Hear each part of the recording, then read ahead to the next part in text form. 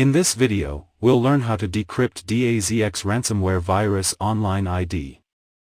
All files are encrypted with DAZX virus extension.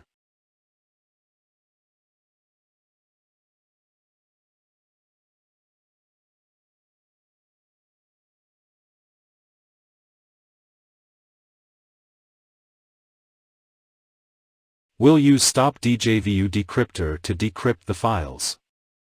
You can follow the steps to decrypt your files. Note, the Stop djvu decryptor is not free. It is paid and you can contact us to purchase the software.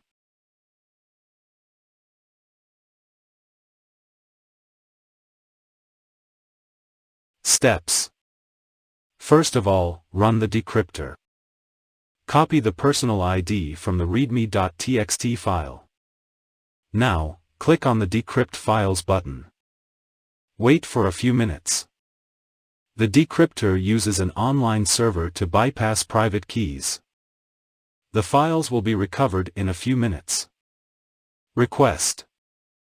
Please like, share and subscribe to our YouTube channel.